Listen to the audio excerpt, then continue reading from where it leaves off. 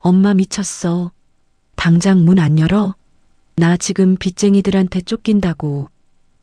아들과 딸은 굳게 닫힌 현관문을 미친 듯이 걷어찼습니다.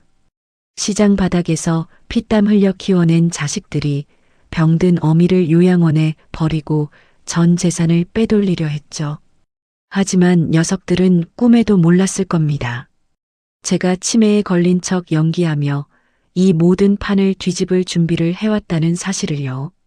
방금 전 도어락 비밀번호를 바꾼 저는 두 괴물을 길거리에 영원히 나앉혀버리기로 결심했습니다. 이제 늙고 병든 어미의 자비 없는 반격이 시작되어 오늘의 사연 지금 시작합니다. 사연이 시작하기 전 좋아요와 구독을 눌러주세요. 오늘 하루 행운과 행복이 가득하도록 기원해 드릴게요. 삐삑, 삐비비빅, 삐삑. 현관문 도어락 비밀번호를 누르는 신경질적인 소리가 적막한 거실을 날카롭게 찢어놓았습니다. B-2. 틀린 비밀번호라는 경고음이 울리자마자 쿵쾅거리는 소리가 현관문을 집어삼킬 듯이 들려왔습니다. 엄마, 안에 있는 거 다 아니까 당장 문 열어. 아니, 왜 갑자기 비밀번호를 바꾸고 난리야? 노인네가 진짜 노망이 났나? 당장 문 안 열어? 큰아들 정훈이 짐승처럼 으르렁거리며 현관문을 발로 걷어찼습니다. 아유, 엄마 진짜 미쳤어?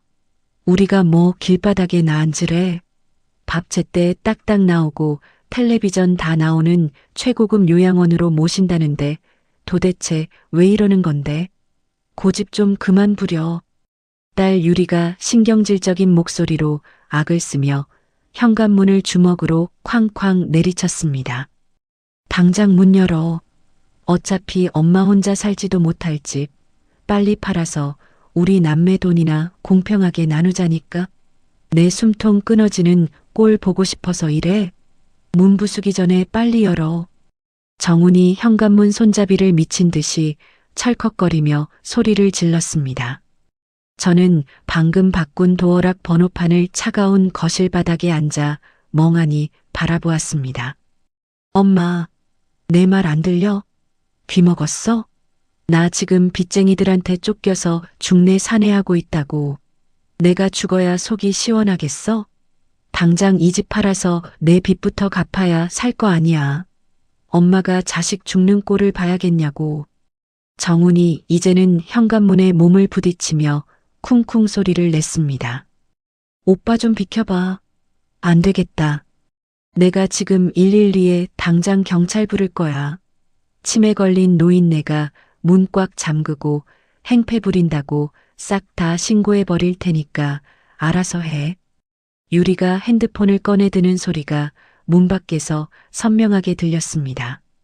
야, 미쳤어? 경찰 부르면 우리만 귀찮아져. 동네 창피하게 무슨 경찰이야. 일 커지면 우리한테 득될 거 하나도 없어. 엄마, 진짜 경찰차 오기 전에 빨리 문 열어. 나 진짜 돌아버리는 꼴 볼래? 정훈이 유리의 손을 뿌리치며 다시 한번 현관문을 거칠게 걷어찼습니다. 아, 진짜 짜증나 죽겠네. 늙으면 죽어야지 진짜. 엄마 때문에 내가 왜 이 추운 길바닥에서 벌벌 떨며 이 고생을 해야 하냐고. 아유, 내 팔자야. 유리가 바닥에 발을 구르며 짜증을 냈습니다. 문 밖에서 들려오는 내 자식들의 목소리는 마치 저승사자의 목소리처럼 차갑고 날카로웠습니다. 이 지옥 같은 상황이 도대체 어디서부터 시작되었는지 머릿속이 하얗게 변했습니다. 기억은 아주 오래전 제가 태어난 낡고 비좁은 판잣집으로 거슬러 올라갑니다. 저는 가난한 집안의 다섯째 딸로 태어나 단 한 번도 부모님의 따뜻한 사랑을 받아본 적이 없었죠. 매일같이 술에 취해 상을 없는 아버지와 그저 눈물만 흘리던 어머니 밑에서 저는 늘 주눅 들어 있었습니다. 20살이 훌쩍 넘도록 제 인생은 그저 캄캄한 터널과도 같았습니다. 그러던 어느 비 오는 날 공장에 야간 일을 나가려던 참이었습니다. 우산도 없이 쏟아지는 비를 맞으며 버스 정류장으로 뛰어가고 있었습니다. 그때 제 머리 위로 커다란 검은색 우산이 스윽 다가왔습니다. 아이고, 비를 홀딱 다 맞고 어딜 그렇게 급하게 뛰어가요. 감기 들면 큰일 납니다. 이리 와요. 내 우산 같이 씁시다. 동석이 사람 좋은 미소를 지으며 제게 우산을 기울여 주었습니다. 아, 아니에요. 괜찮습니다. 저 혼자 훌쩍 뛰어갈 수 있어요. 신경 쓰지 마시고 먼저 가세요.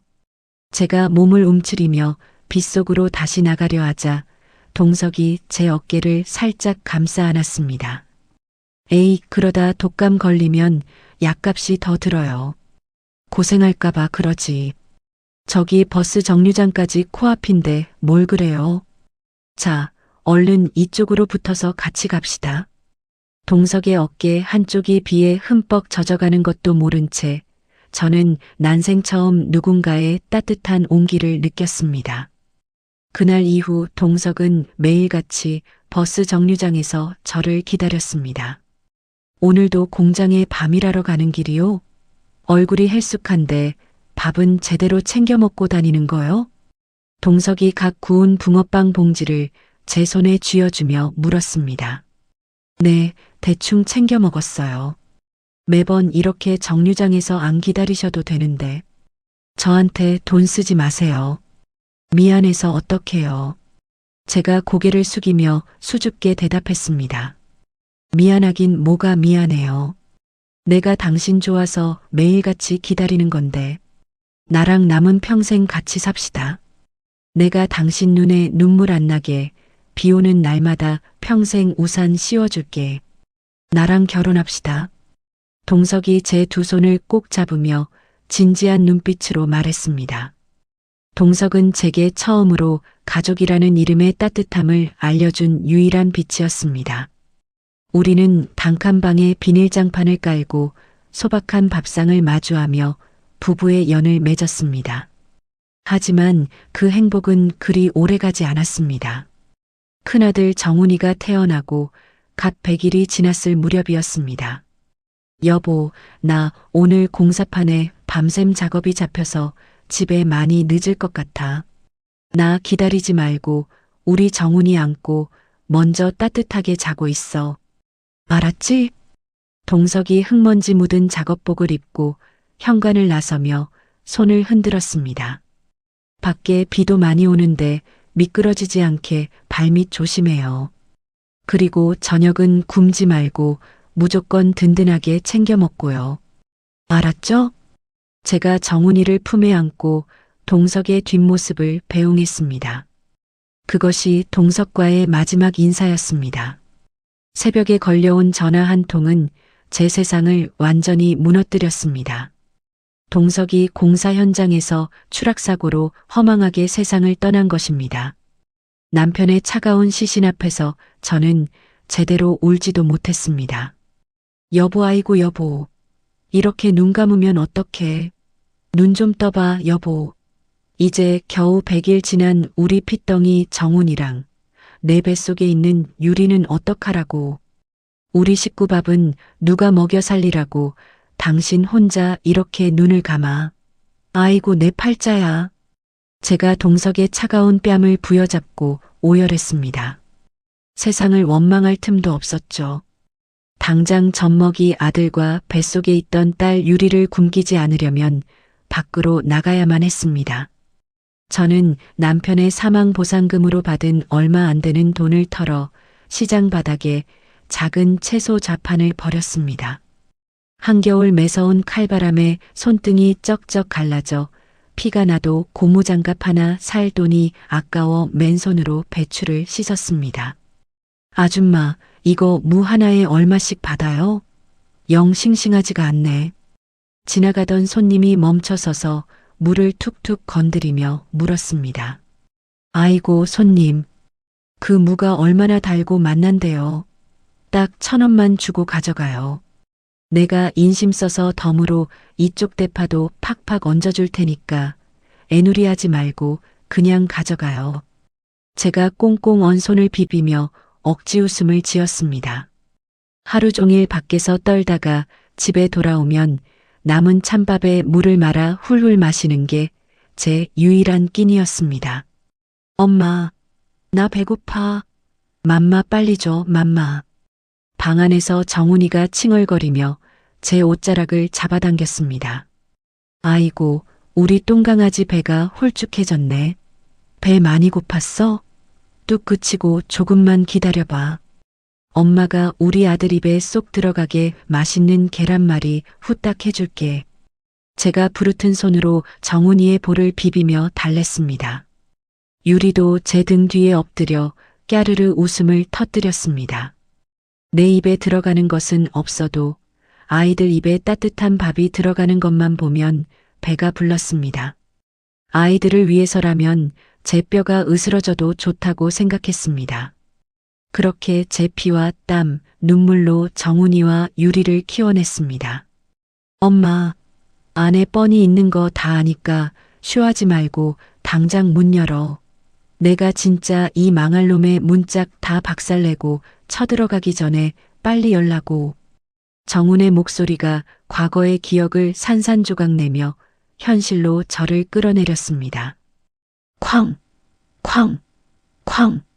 현관문이 찌그러질 듯한 충격음이 쉴 새 없이 거실을 울렸습니다. 아, 엄마 진짜 요양원 안 들어갈 거야? 노인네 혼자서 똥오줌도 못 가리면서 이 비싸고 넓은 집에서 도대체 어쩌고 살겠다는 건데. 고집 좀 적당히 피우고 나와. 유리가 앙칼진 목소리로 소리를 질렀습니다. 어차피 엄마 죽으면 우리 집 되잖아. 당장 이 집 팔아서 오빠 빚쟁이한테 쫓기는 거부터 막고 나도 목 좋은 곳에 장사할 가게 하나 차려야 할 거 아니야. 엄마는 자식들 죽어가는 건 눈에 안 보여? 어떻게 그렇게 이기적이야? 유리의 이기적인 목소리가 귓가를 날카롭게 파고들었습니다. 시장 바닥에서 얼어붙은 배추를 다듬으며 흘렸던 제 피땀 어린 사랑이 떠올랐습니다. 그 맹목적인 사랑이 지금 제 현관문을 부수는 날카로운 칼날이 되어 돌아올 줄은 꿈에도 몰랐습니다. 제가 어떻게 저 괴물들을 제 손으로 키워냈는지 가슴속에 깊은 회한이 차올랐습니다. 엄마, 내가 경고하는데 나 진짜 이 문 부수고 들어간다. 셋셀 동안 안 열면 다 때려 부수고 들어갈 거야. 정훈이 현관문을 발로 쾅쾅 차며 위협했습니다. 저는 천천히 자리에서 일어나 차가운 현관문 쪽으로 다가갔습니다. 하나, 둘, 당장 안 열어? 정훈의 숫자를 세는 악다구니가 현관문 너머로 생생하게 들려왔습니다. 저는 문고리를 굳게 쥔 채 숨을 깊게 들이마셨습니다. 문 밖에서 들려오는 자식들의 핏발선 목소리를 들으며 저는 천천히 거실 바닥에 주저앉았습니다. 시장 바닥에서 얼어붙은 물을 팔아 억척스럽게 모은 돈으로 저는 번듯한 상가 건물과 지금의 집을 샀습니다. 남들처럼 번듯한 옷 한 벌 사입지 않고 먹고 싶은 것 다 참아가며 오직 정훈이와 유리를 위해 살았습니다. 내 자식들만큼은 가난의 굴레를 물려주지 않겠다는 일념 하나로 뼈가 부서지도록 일했습니다. 하지만 건물이 생기고 통장에 돈이 쌓일수록 아이들의 눈빛은 조금씩 달라지기 시작했습니다. 아이들은 제 거친 손과 굽은 등을 자랑스러워하기는커녕 창피한 짐짝 취급을 했습니다. 정훈이가 이름만 대면 아는 유명한 대학교에 합격했던 날이었습니다. 저는 너무 기뻐서 시장 골목을 뛰어다니며 상인들에게 떡을 돌렸죠. 입학식 날 난생 처음 화장품을 바르고 가장 깨끗한 옷을 입고 학교로 찾아갔습니다. 하지만 교문 앞에서 저를 발견한 정훈이의 얼굴은 흑빛으로 변했습니다. 엄마, 여기까지 왜 오셨어요? 정훈이 주변을 두리번거리며 제 팔을 거칠게 잡아 끌었습니다. 우리 아들 입학식인데 당연히 와야지. 엄마가 사진도 찍어줄게. 제가 환하게 웃으며 정훈이의 넥타이를 똑바로 고쳐 매주려 했습니다. 아, 진짜 짜증나게. 엄마 몸에서 시장 생선 냄새 진동하는 거 몰라요? 정훈이 신경질을 내며 제 손을 매몰차게 뿌리쳤습니다. 친구들이 다 쳐다보잖아요. 창피하니까 제발 좀 그냥 가세요. 정훈이 제 가슴에 대못을 박는 말을 내뱉고는 뒤도 돌아보지 않고 친구들 무리로 뛰어가 버렸습니다. 덩그러니 남겨진 저는 교문 앞에서 차가운 봄바람을 맞으며 한참을 서 있었습니다. 집으로 돌아오는 버스 안에서 소리 죽여 펑펑 울었습니다. 그래도 저는 속상함을 억지로 삼키며 스스로를 위로했습니다. 다 잘 자라라고, 남들 앞에서 기죽지 말라고 가르친 내 탓이라고 생각했습니다. 시간이 지나면 철이 들고 어미의 마음을 알아줄 날이 올 것이라고 굳게 믿었습니다.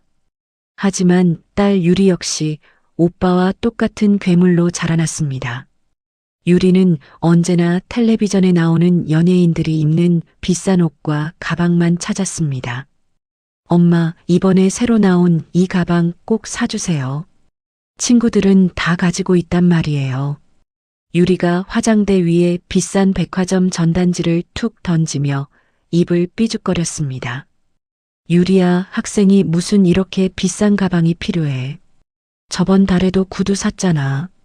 제가 전단지에 적힌 어마어마한 가격을 보고 한숨을 내쉬며 타일렀습니다.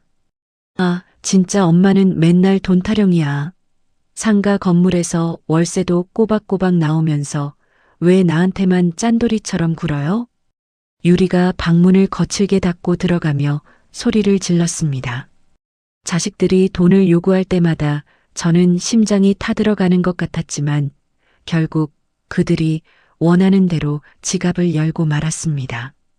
내 자식이니까라는 짧은 변명이 제 모든 슬픔과 상처를 덮는 유일한 반창고였습니다. 그렇게 몸을 혹사하며 자식들의 허영심을 채워주던 어느 날이었습니다. 시장에서 물건을 떼어 상가로 나르던 중 갑자기 눈앞이 캄캄해지며 쓰러지고 말았습니다. 응급실에서 눈을 떴을 때 의사는 제 췌장에 커다란 종양이 있다고 진단했습니다. 당장 수술을 하고 오랜 기간 입원 치료를 받아야 한다는 청천벽력 같은 소식이었습니다. 건강만큼은 자신 있었는데 평생 쉴 틈 없이 일한 대가가 이것인가 싶어 억장이 무너졌습니다. 급하게 연락을 받고 병실로 달려온 자식들의 첫마디는 제 예상과는 완전히 달랐습니다. 병실 문을 열고 들어온 정훈이는 침대에 누운 제 얼굴은 쳐다보지도 않았습니다. 간호사님, 우리 엄마 병원비 대충 얼마나 나오나요? 정훈이 휴대폰 계산기를 두드리며 간호사에게 무미건조하게 물었습니다. 지금 병원비가 문제예요? 환자분 안정이 최우선입니다. 간호사가 어이없다는 듯이 정훈이를 쏘아보며 대답했습니다. 아니, 이 병 오래 사시는 병이에요?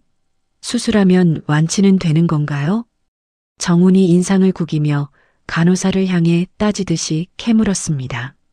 자신의 뱃속에서 나온 자식이 어미의 목숨보다 돈을 먼저 계산하는 모습을 보며 저는 숨을 쉴 수가 없었습니다. 며칠 뒤 유리가 화려한 옷차림으로 병실을 찾아왔습니다. 유리는 침대 옆간이 의자에 앉자마자 제 가방과 겉옷 주머니를 뒤지기 시작했습니다. 너 지금 거기서 뭐 하는 거냐? 제가 힘없는 목소리로 유리에게 물었습니다. 아, 엄마.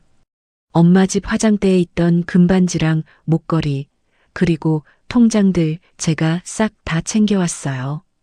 유리가 자신의 번쩍거리는 가방 안을 보여주며 당당하게 말했습니다. 그걸 내가 왜 다 가져와? 병실에 둘 데도 없는데. 제가 링거를 꽂은 손을 부들부들 떨며 유리를 쳐다보았습니다. 엄마는 지금 정신도 없는데 누가 훔쳐가면 어떡해요? 안전하게 제가 보관할 테니까 걱정하지 마세요. 유리가 제 말을 자르고는 자리에서 훌쩍 일어났습니다. 나 오늘 친구들이랑 약속 있어서 가볼게요. 간병인 아줌마 불렀으니까 불편한 거 있으면 아줌마한테 말하세요. 유리는 제 얼굴을 똑바로 쳐다보지도 않은 채 병실 문을 닫고 나가버렸습니다. 텅 빈 병실에 홀로 남겨진 저는 창밖의 어두운 밤하늘을 보며 소리 없이 오열했습니다. 배를 찢는 듯한 종양의 통증보다 자식들의 차가운 외면이 천배 만배는 더 아팠습니다. 평생을 바쳐 쌓아 올린 내 인생이 한순간에 텅 빈 껍데기가 된 것 같은 지독한 허무함이 밀려왔습니다. 차라리 이대로 눈을 감고 다시는 깨어나지 않기를 간절히 바랐습니다. 수술을 하루 앞둔 늦은 밤이었습니다. 지독한 통증에 잠에서 깬 저는 진통제를 맞기 위해 링거대 지지대를 끌고 간호사실로 향했습니다. 복도 끝 비상구 계단 쪽에서 익숙한 목소리가 들렸습니다. 정훈이었습니다. 아, 사장님. 제가 저번에 말씀드린 시장 쪽 상가 건물 말입니다. 정훈이 주변을 살피며 조심스럽게 전화 통화를 하고 있었습니다. 저는 발걸음을 멈추고 숨을 죽인 채 정훈의 목소리에 귀를 기울였습니다.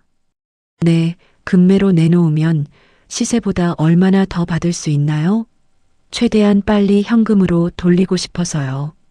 정훈이 손톱을 물어뜯으며 다급하게 말했습니다. 네. 아, 명의는 제 어머니로 되어 있는데 걱정 마세요. 어머니가 지금 병원에 계시거든요. 오래 못 가실 것 같습니다. 정훈의 입에서 나온 그 끔찍한 말은 제 심장을 날카로운 유리 조각으로 난도질하는 것 같았습니다.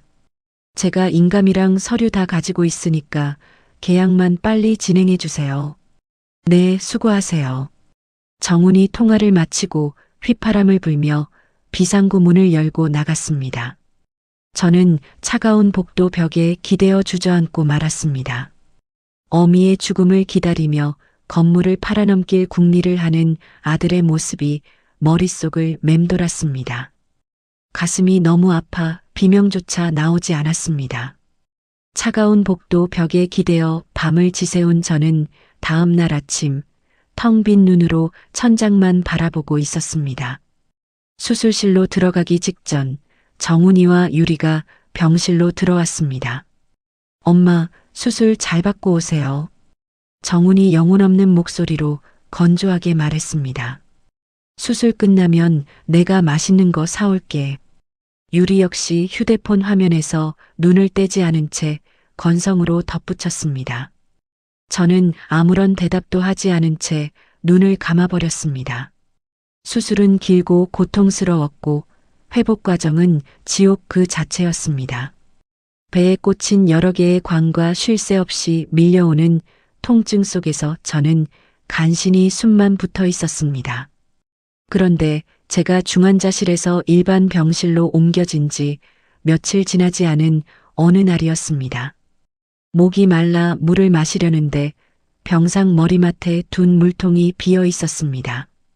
저는 무거운 몸을 이끌고 링거대를 의지해 비틀거리며 복도 끝 정수기로 향했습니다. 정수기 바로 옆 휴게실에서 두 사람의 은밀한 대화 소리가 새어나왔습니다. 오빠, 엄마 저러다 진짜 치매 오면 어떡해? 똥오줌 받아내면서 간병할 자신 있어? 유리의 짜증 섞인 목소리였습니다. 누가 간병한대? 엄마 상태 좀 더 안 좋아지면 바로 요양원으로 보낼 거야. 정훈이 콧방귀를 뀌며 대수롭지 않게 대답했습니다. 요양원? 돈은 누가 내고? 엄마 통장 비밀번호는 오빠가 알아? 유리가 다급하게 되물었습니다. 바보야, 요양원비 낼 돈이 어디 있어. 일단 싼 데 알아봐서 입원시키고 엄마 집이랑 상가 빨리 팔아치워야지. 정훈이 목소리를 낮추며 은밀하게 말했습니다. 엄마 인감이랑 등기권리증은 내가 다 챙겨놨어. 집 팔아서 내 빚부터 갚고 남은 건 반씩 나누면 되잖아. 정훈의 치밀한 계획에 유리가 작게 환호성을 질렀습니다. 오, 역시 오빠가 짱이야. 나가게 낼 돈은 무조건 챙겨줘야 해. 알았지? 유리가 정훈의 팔을 치며 낄낄거렸습니다. 두 사람의 웃음소리가 마치 악마의 속삭임처럼 제 귓가를 때렸습니다. 다리에 힘이 풀려 그 자리에 털썩 주저앉고 말았습니다. 심장이 찢겨나가는 것 같은 고통에 숨을 쉴 수가 없었습니다. 제가 평생을 바쳐 헌신한 결과가 고작 요양원에 버려지고 전 재산을 빼앗기는 것이라니 억울하고 원통해서 미칠 것만 같았습니다. 그때였습니다. 누군가 헐레벌떡 뛰어와 바닥에 주저앉은 저를 부축했습니다. 어머니, 여기서 이러고 계시면 어떡해요? 괜찮으세요? 따뜻하고 다급한 목소리에 고개를 들어보니 깔끔한 정장 차림의 젊은 남자가 저를 걱정스러운 눈빛으로 내려다보고 있었습니다. 어디서 많이 본 얼굴이었습니다. 누구세요? 제가 떨리는 목소리로 물었습니다. 저 민수예요. 박민수. 어머니 옛날에 시장에서 장사하실 때 맨날 밥 챙겨주시던 그 꼬마요. 남자가 제 두 손을 꽉 잡으며 눈시울을 붉혔습니다. 민수. 그 이름에 20년 전 기억이 번개처럼 스쳐 지나갔습니다. 시장에서 장사할 때 부모를 잃고 시장 바닥을 떠돌던 10살 남짓한 꼬마 아이가 있었습니다. 저는 아이가 굶주린 모습이 안쓰러워 매일 따뜻한 국밥을 사 먹이고 낡은 옷을 꿰매 입히곤 했습니다. 공부를 하고 싶다는 아이에게 꼬깃꼬깃 모은 돈으로 헌책을 사주기도 했었죠.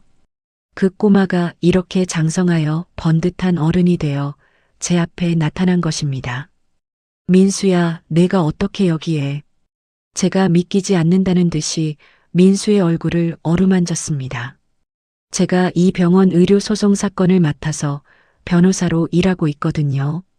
어머니 성함이 환자 명단에 있어서 혹시나 하고 와봤는데 정말 어머니가 맞으시네요.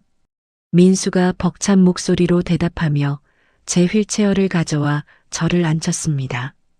민수는 휴게실 쪽을 매섭게 노려보며 제게 속삭였습니다. 어머니, 제가 방금 저 안에서 나는 얘기 다 들었습니다. 정훈이 형이랑 유리 누나 맞죠? 민수의 얼굴에는 분노가 서려 있었습니다. 제가 참았던 눈물을 터뜨리며 고개를 끄덕였습니다. 짐승보다 못한 자식들에게 버려졌다는 비참함과 피 한 방울 안 섞인 남이 저를 이렇게 아껴준다는 사실에 서러움이 폭발했습니다. 어머니, 울지 마세요. 제가 있잖아요. 어머니 평생 고생하신 거 제가 다 아는데 저 자식들한테 절대 당하게 안 둡니다. 민수가 휠체어를 끌고 제 병실로 향하며 단호하게 말했습니다. 민수의 그 한마디는 캄캄한 어둠 속에 갇힌 제게 한 줄기 구원의 빛과 같았습니다. 병실로 돌아온 저는 민수에게 그간의 모든 일들을 털어놓았습니다. 자식들이 제 등 뒤에서 건물을 팔아넘기려 한 것부터 통장과 인감을 훔쳐간 것까지 낱낱이 이야기했습니다. 민수는 제 이야기를 듣는 내내 주먹을 꽉 쥐고 분노를 사겼습니다. 어머니, 지금부터 제 말 잘 들으세요. 슬퍼할 시간도 없습니다. 저놈들이 어머니 재산 뺏으려고 작정했는데 이대로 당하고만 계실 겁니까? 민수가 제 두 눈을 똑바로 쳐다보며 말했습니다. 아니, 절대 안 당해. 내 뼈를 깎아 만든 돈이야. 저런 괴물들한테 단 한 푼도 못 줘. 제가 눈물을 닦으며 도끼 어린 목소리로 대답했습니다. 자식들을 향한 마지막 남은 미련의 끈을 가차없이 끊어내는 순간이었습니다. 좋습니다. 그럼 지금부터 저놈들이 눈치채지 못하게 철저하게 준비해야 합니다. 민수가 가방에서 서류 뭉치를 꺼내며 계획을 설명하기 시작했습니다. 우선 저놈들이 훔쳐간 인감도장부터 효력을 없애야 합니다. 제가 관할 주민센터에 연락해서 인감 변경 신청부터 하겠습니다. 민수는 발 빠르게 움직였습니다. 우리는 자식들이 제 서랍장 깊숙한 곳에 숨겨두었던 강제 입원 동의서와 요양원 팸플릿을 몰래 찾아내 사진을 찍어 증거로 남겼습니다. 자식들이 저를 치매 환자로 몰기 위해 의사에게 거짓말을 한 녹취록도 민수가 병원 측에 협조를 구해 합법적으로 확보했습니다. 어머니, 저놈들이 요양원에 보내려고 할 때까지 절대 건강해진 티를 내시면 안 됩니다. 치매가 심해진 것처럼 연기하셔야 해요. 민수가 신신당부하며 병실을 나섰습니다. 그날 밤 유리가 다시 병실을 찾아와 제 가방을 뒤적거렸습니다. 저는 실눈을 뜨고 그 모습을 지켜보았습니다. 유리가 훔쳐간 제 인감도장과 서류들을 챙겨나가는 뒷모습을 보며 저는 마음속으로 차가운 칼을 갈았습니다. 이제부터는 피도 눈물도 없는 진짜 전쟁의 시작이었습니다. 민수의 등장은 늪에 빠져 허우적대던 제 삶의 든든한 밧줄이 되어 주었습니다. 민수는 제가 병실에 누워있는 동안 발 빠르게 움직여 모든 법적 방어막을 쳤습니다. 어머니, 기존 인감도장은 분실 신고 처리하고 새로운 인감으로 변경 완료했습니다. 민수가 갓 발급받은 인감증명서를 제게 보여주며 안심시켰습니다. 그리고 혹시나 저놈들이 억지로 어머니 재산을 처분하려 할 것에 대비해서 어머니 부동산에 처분 금지 가처분 신청도 해두었어요. 민수의 치밀한 준비성에 저는 감탄하며 안도의 한숨을 내쉬었습니다. 민수야, 정말 고맙다. 내가 아니었으면 난 꼼짝없이 길거리에 나앉았을 거야. 제가 민수의 두 손을 꼭 잡고 연신 고마움을 표했습니다. 어머니, 그런 말씀 마세요. 제가 갚아야 할 은혜가 산더미입니다. 민수가 환하게 웃으며 대답했습니다. 법적인 준비가 끝났으니 이제 남은 것은 자식들의 눈을 속이는 일이었습니다. 저는 의사와 간호사에게도 사정을 설명하고 비밀을 유지해 줄 것을 부탁했습니다. 그리고 민수의 조언대로 치매가 급격히 진행된 것처럼 철저하게 연기를 시작했습니다. 정훈이와 유리가 병실에 올 때면 허공을 보며 중얼거리거나 그들을 알아보지 못하는 척했습니다. 엄마, 나왔어. 밥은 먹었어? 정훈이 귀찮은 기색이 역력한 얼굴로 병실에 들어섰습니다. 뉘신지 우리 동석이는 안 오나. 제가 초점 없는 눈으로 정훈을 바라보며 허공에 손을 휘저었습니다. 아, 진짜 엄마 왜 이래. 나 정훈이잖아, 아들. 정훈이 짜증을 내며 제 어깨를 거칠게 흔들었습니다. 아들, 우리 아들은 아직 학교 갔는데. 제가 멍한 표정으로 헛소리를 늘어놓자 정훈은 인상을 팍 구기며 한숨을 내쉬었습니다. 휴, 의사 말이 맞나 보네. 치매가 벌써 이 정도로 심해지다니. 정훈이 혼잣말을 중얼거리며 병실 밖으로 나가 누군가와 통화를 시작했습니다. 저는 굳게 닫힌 병실 문을 노려보며 주먹을 꽉 쥐었습니다. 속으로는 끓어오르는 분노를 사기며 저들이 스스로 파놓은 함정에 더 깊이 빠지기를 기다렸습니다. 정훈이와 유리는 제가 완전히 정신을 놓았다고 확신하고 축배를 들기 시작했습니다. 정훈은 제 집을 담보로 몰래 사채를 끌어다 고급 외제차를 뽑았습니다. 오빠, 그 차 뭐야? 대박. 완전 뽀대난다. 유리가 정훈의 새 차를 보며 호들갑을 떠는 사진을 제게 보여주며 자랑했습니다. 엄마, 오빠가 이번에 사업 대박 나서 좋은 차 샀어. 엄마도 한번 타볼래? 아, 참 엄마는 이제 요양원 갈 거라 못하겠네. 유리가 비릿한 미소를 지으며 제 속을 긁었습니다. 유리 역시 제 신용카드를 마음대로 긁으며 명품 가방과 옷을 사들였습니다. 저는 그들이 제 눈앞에서 돈지랄을 할 때마다 속으로 피눈물을 삼키며 그 모든 증거를 하나하나 수집했습니다. 민수는 카드 사용 내역과 사채 차용증 사본 등을 꼼꼼하게 모아두었습니다. 시간이 지날수록 제 몸은 놀랍게도 빠르게 회복되어 갔습니다. 종양 수술 부위는 잘 아물었고 잃어버렸던 입맛도 돌아왔습니다. 무엇보다 살아야겠다는 저 악마 같은 자식들을 내 손으로 심판하겠다는 강한 의지가 저를 일으켜 세웠습니다. 아무도 없는 밤이면 저는 병실 바닥에 내려와 혼자서 걷는 연습을 했습니다. 처음에는 한 발짝 떼는 것도 힘들었지만 시장 바닥을 누비던 옛 시절을 떠올리며 악착같이 버텼습니다. 어느 날 밤 낡은 지갑 속에서 동석의 사진을 꺼내 보았습니다. 빛바랜 사진 속 동석은 환하게 웃으며 저를 바라보고 있었습니다. 여보, 당신이 남겨준 우리 집, 우리 재산 저놈들한테 단 한 푼도 안 뺏길 거야. 제가 동석의 사진을 어루만지며 속삭였습니다.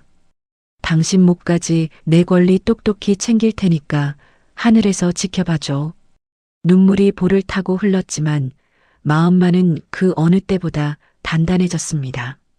다시는 누구에게도 설령 피를 나눈 자식이라 할지라도 내 인생을 휘둘리게 내버려 두지 않겠다고 굳게 다짐했습니다.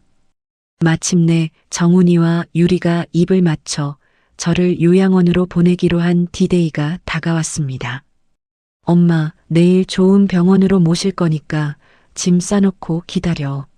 정훈이 콧노래를 부르며 병실에 들어와 통보하듯 말했습니다. 그래, 우리 정훈이가 가라면 가야지.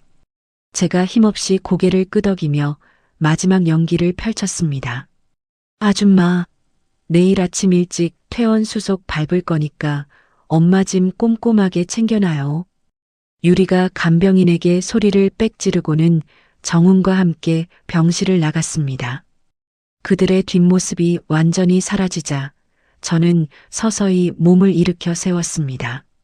민수와 저는 이미 며칠 전부터 완벽한 퇴원 계획을 세워두었습니다. 결전의 아침이 밝아오고 있었습니다. 저는 밤새도록 갈아둔 복수의 칼날을 꽉 쥐고 동이 트기를 기다렸습니다. 이른 아침 간병인이 잠시 자리를 비운 사이 민수가 조용히 병실로 들어왔습니다. 어머니, 차 대기시켜놨습니다. 지금 움직이시죠? 민수가 챙겨온 옷과 가방을 제게 건네며 속삭였습니다.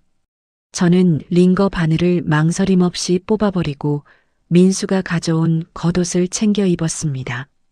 다리에 힘이 조금 풀렸지만 굽은 등을 꼿꼿하게 펴고 병실 문을 나섰습니다. 우리는 정훈이와 유리가 병원에 도착하기 전에 서둘러 택시에 올라탔습니다. 택시가 익숙한 동네 골목으로 들어서자 심장이 미친 듯이 뛰기 시작했습니다. 평생의 땀과 눈물로 일궈낸 내 집, 내 건물 앞이었습니다. 저는 민수의 부축을 받으며 천천히 차에서 내렸습니다. 건물 1층에 자리한 빈 상가 점포를 지나 계단을 오르며 저는 옛 기억에 잠시 발걸음을 멈췄습니다. 동석이 죽고 난 후 시장 바닥에서 번 돈을 몽땅 털어 이 낡은 건물을 샀던 날이 떠올랐습니다. 비가 새던 지붕을 고치고 직접 벽지를 바르며 얼마나 행복해했었는지 생생하게 기억납니다. 여기는 내 피와 땀 그리고 동석과의 약속이 서려 있는 나의 온전한 공간이었습니다. 이 소중한 공간을 저 더러운 자식들의 탐욕으로 더럽히게 둘 수는 없었습니다. 현관문 앞에 선 저는 심호흡을 한번 크게 하고 민수가 미리 준비해둔 새 도어락을 꺼냈습니다. 자식들이 알지 못하게 완전히 새로운 비밀번호로 설정하고 굳게 잠갔습니다.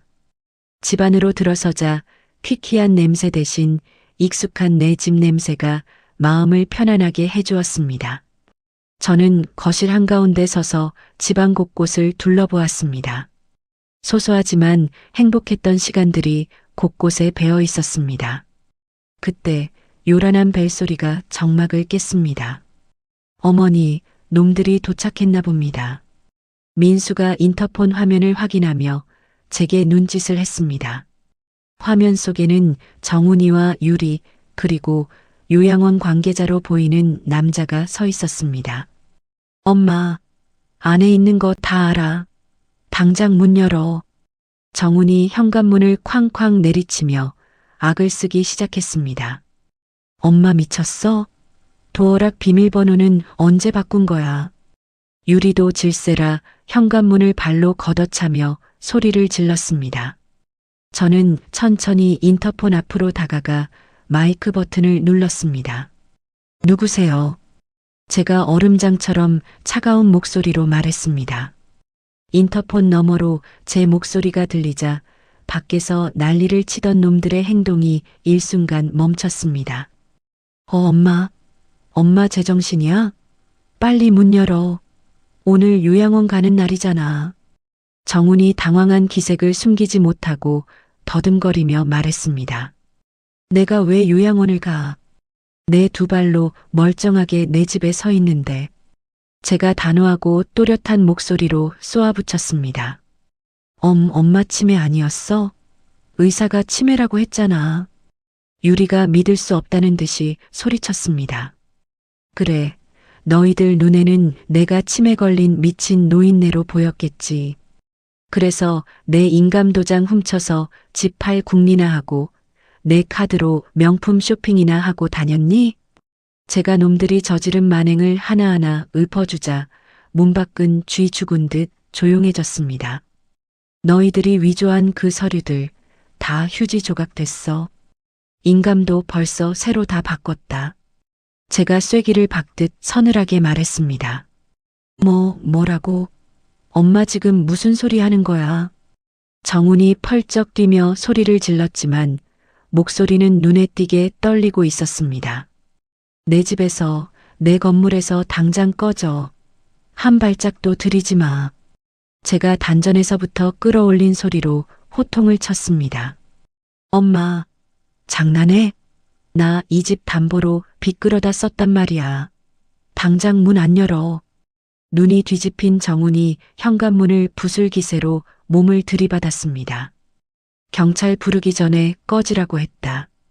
너희 같은 자식들 둔 적 없어. 저는 단호하게 인터폰 전원을 꺼버렸습니다. 잠시 후 밖에서 무언가 쾅 하고 부서지는 소리가 났습니다. 저는 민수와 함께 거실 창문 쪽으로 다가가 조심스럽게 블라인드를 걷고 밖을 내려다보았습니다. CCTV 화면과 똑같이 1층 길바닥에 주저앉아 머리털을 쥐어뜯으며 오열하는 정훈이와 유리의 모습이 보였습니다. 엄마, 문 열어달라고.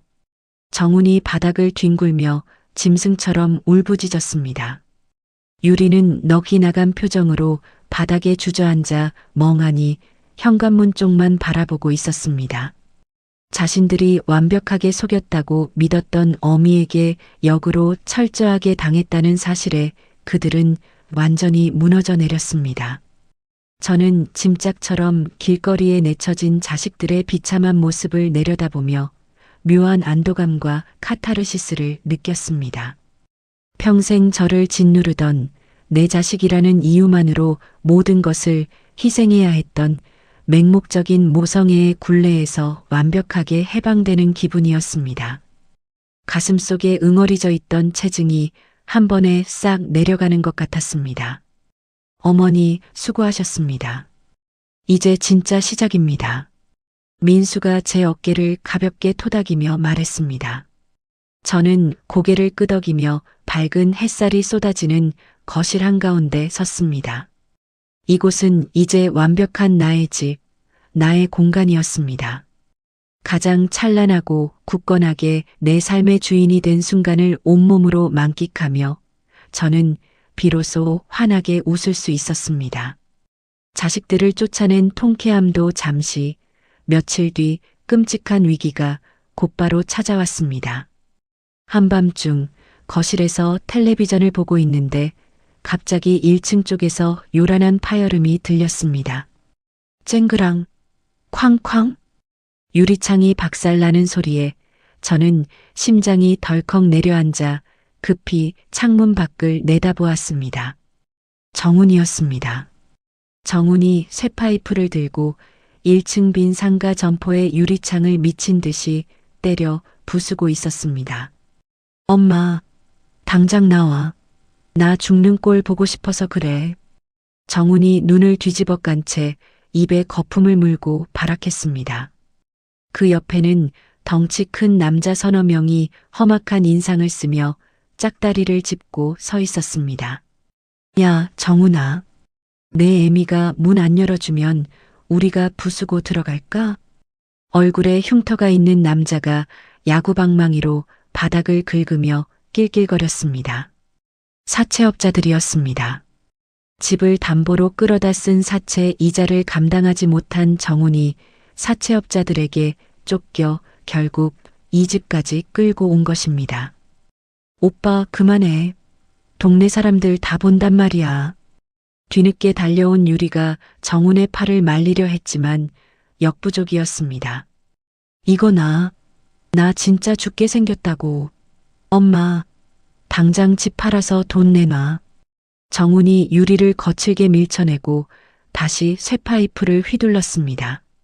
동네 사람들이 웅성거리며 하나둘씩 몰려들기 시작했습니다. 그러자 갑자기 유리가 바닥에 주저앉아 대성통곡을 하며 연기를 시작했습니다. 아이고, 동네 사람들 제발 좀 도와주세요. 우리 엄마가 치매에 걸려서 자식들도 못 알아보고 집에서 내쫓았어요.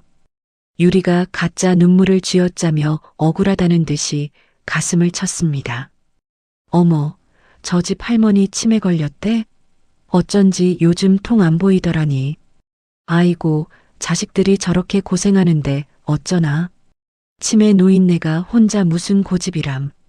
동네 사람들은 유리의 뻔뻔한 거짓말에 속아 넘어가 저를 향해 혀를 찼습니다. 순식간에 저는 자식들을 쫓아낸 정신 나간 노인네가 되어버렸습니다. 억울함과 분노에 온몸이 부들부들 떨렸지만 저 짐승 같은 무리들 앞에 나설 용기가 나지 않아 커튼 뒤에 숨어 숨만 죽이고 있었습니다. 평생을 바쳐 지킨 보금자리가 자식들의 악행으로 쑥대밭이 되는 현실에 저는 피눈물을 흘렸습니다. 설상가상으로 며칠 뒤 법원에서 등기가 날아왔습니다. 소유권 이전 등기 청구 소송. 원고는 딸 유리였습니다. 민수와 함께 서류를 확인해 보니 기가 막히게도 제가 쓴 유언장이 첨부되어 있었습니다. 나의 모든 재산 건물 및 토지 일체를 장녀 김유리에게 양도한다. 날짜는 제가 종양수술을 받기 위해 마취약을 맞고 의식이 없던 바로 그날이었습니다. 유리가 제가 몽롱한 상태일 때 미리 준비한 서류에 억지로 지장을 찍게 만든 것이 분명했습니다. 이건 가짜야. 내가 이런 걸 썼을 리가 없어. 제가 유언장을 구겨버리며 소리쳤습니다. 어머니, 진정하세요. 유리가 치밀하게 준비한 모양입니다. 법적으로 유효한 형태를 갖추고 있어서 소송을 걸어온 거예요. 민수가 심각한 표정으로 서류를 검토하며 말했습니다. 물리적인 위협과 교묘한 법적 공격이 동시에 제 숨통을 조여왔습니다. 사채업자들은 시도 때도 없이 상가 건물에 찾아와 붉은 라카로 욕설을 휘갈겨 썼습니다. 돈 갚아라 이 도둑년아. 집 팔아서 빚 갚아. 건물 외벽은 끔찍한 낙서로 도배가 되었고 세입자들은 무서워서 못 살겠다며 계약을 해지하겠다고 난리를 쳤습니다. 밤마다 현관문을 발로 차는 소리와 정훈의 저주 섞인 쌍욕이 환청처럼 귓가를 맴돌았습니다. 엄마, 내가 엄마 손가락 하나 못 자를 것 같아? 내일 당장 집 넘겨. 정훈이 인터폰을 향해 피 묻은 시카를 들이대며 협박하던 모습이 눈앞에 아른거렸습니다. 내 살점을 뜯어먹고 자란 핏줄들이 이제는 내 뼈까지 씹어먹으려 덤비는 끔찍한 현실 앞에서 저는 다시 한번 깊은 두려움에 사로잡혔습니다. 도망치고 싶었습니다. 모든 것을 포기하고 어디론가 숨어버리고 싶었습니다. 하지만 동석과의 약속, 그리고 저를 위해 밤낮 없이 뛰어다니는 민수를 생각하면 이대로 무너질 수는 없었습니다. 저는 덜덜 떨리는 손으로 민수에게 전화를 걸었습니다. 민수야, 나 안 무너진다. 내 뼈를 깎아서라도 저놈들 지옥 끝까지 보낼 거야. 이제 자비는 없어. 도끼를 품은 제 목소리가 수화기를 타고 흘러갔습니다. 민수는 제 결연한 목소리를 듣고 즉각적인 반격에 나섰습니다. 가장 먼저 경찰서에 찾아가 정훈이와 사채업자들을 기물파손 및 특수협박 혐의로 고소했습니다. 우리가 그동안 집 안팎에 설치해둔 CCTV 영상에는 그들이 쇠파이프를 휘두르고 현관문에 시카를 들이대는 끔찍한 장면들이 선명하게 찍혀 있었습니다. 경찰은 빼도 박도 못하는 명백한 증거를 확보하자마자 즉시 정훈과 사채업자들에 대한 체포영장을 발부했습니다. 동시에 민수는 유리가 걸어온 소유권 이전 소송 재판에 출석하여 맹공을 퍼부었습니다. 법정안 유리는 뻔뻔하게도 눈물을 훔치며 불쌍한 딸 연기를 하고 있었습니다. 존경하는 재판장님, 저희 어머니는 치매를 앓고 계십니다. 저 유원장은 어머니가 정신이 맑으실 때 저를 위해 남겨주신 겁니다. 유리가 위조된 유원장을 가리키며 거짓말을 늘어놓았습니다. 하지만 민수는 한치의 흔들림도 없이 변론을 시작했습니다. 재판장님, 원고가 제출한 유언장의 작성 일시를 보아주십시오. 2026년 4월 15일 오후 2시입니다. 민수가 빔 프로젝터에 진료 기록부 화면을 띄웠습니다. 이 기록은 피고인 어머니가 당일 오후 1시부터 췌장 종양 수술을 위해 전신 마취 상태에 있었다는 병원의 공식 기록입니다. 법정안이 술렁이기 시작했습니다. 유리의 얼굴이 잿빛으로 변하며 당황하는 기색이 역력했습니다. 마취 상태의 환자가 어떻게 자신의 의지로 유언장을 작성하고 지장을 찍을 수 있단 말입니까? 이는 명백한 사문서 위조입니다. 민수가 유리를 매섭게 쏘아보며 쐐기를 박았습니다. 유리는 다리에 힘이 풀린 듯 피고인석 의자에 털썩 주저앉고 말았습니다. 결정타는 민수가 추가로 제출한 증거였습니다.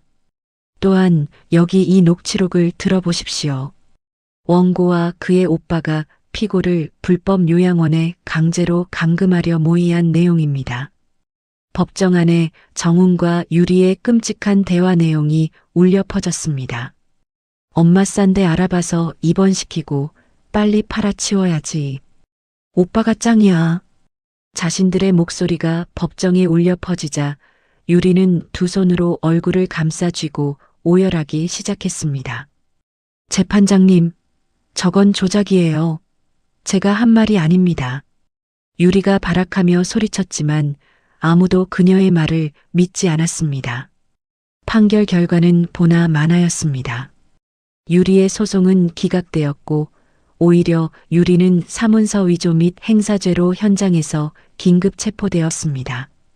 며칠 뒤 정훈 역시 은신처에서 사채업자들과 함께 경찰에 붙잡혔습니다. 경찰서 취조실 너머로 수갑을 찬 채 덜덜 떨고 있는 정훈의 모습이 보였습니다. 엄마, 내가 잘못했어. 한 번만, 딱 한 번만 용서해줘. 나 감옥 가면 진짜 끝장이야. 정훈이 유치장 쇠창살에 매달려 저를 보며 살려달라고 빌었습니다. 엄마, 제발 선처해준다고 한마디만 해줘. 나 죽는 꼴 보고 싶어? 눈물 콧물을 쏟으며 발악하는 정훈의 모습은 그저 찌질하고 비참할 뿐이었습니다. 저는 그 모습을 보며 일말의 동정심도 느껴지지 않았습니다. 오히려 가슴 한구석이 뻥 뚫린 것처럼 시원했습니다. 넌 이제 내 아들 아니야. 내가 지은 죄, 내가 다 감당해. 저는 차가운 눈빛으로 정훈을 한번 내려다보고는 미련 없이 뒤돌아섰습니다. 유리 역시 남편에게 이혼 소장을 받고 철저하게 버림받았습니다. 자신들의 헛된 탐욕으로 부모를 버리고 재산을 노리던 두 마리의 뱀은 결국 스스로 뿜어낸 독에 중독되어 파멸을 맞이했습니다. 지긋지긋하게 저를 올가매던 악연의 고리가 완전히 끊어지는 순간이었습니다. 모든 재판이 끝나고 정훈이와 유리는 각각 징역형을 선고받아 교도소에 수감되었습니다. 길고 고통스러웠던 폭풍이 지나가고 마침내 제 삶에도 고요하고 따뜻한 봄이 찾아왔습니다. 가장 먼저 저는 끔찍한 라카 낙서로 얼룩졌던 상가 건물 1층을 새롭게 리모델링했습니다. 어둡고 칙칙했던 외벽을 깨끗한 흰색으로 칠하고 통유리를 달아 환하고 예쁜 카페 공간으로 만들었죠. 집안도 마찬가지였습니다. 오래된 벽지와 장판을 걷어내고 제 취향에 맞춘 밝은 꽃무늬 벽지와 포근한 러그로 거실을 꾸몄습니다.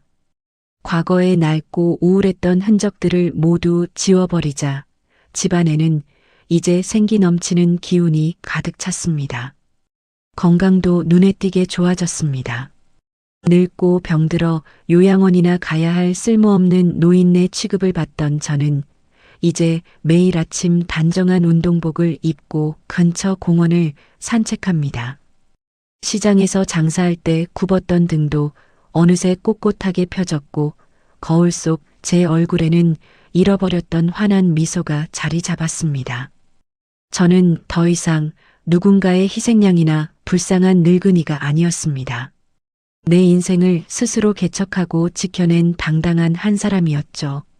어느 날 오후 1층에 새로 단장한 카페에 반가운 손님이 찾아왔습니다.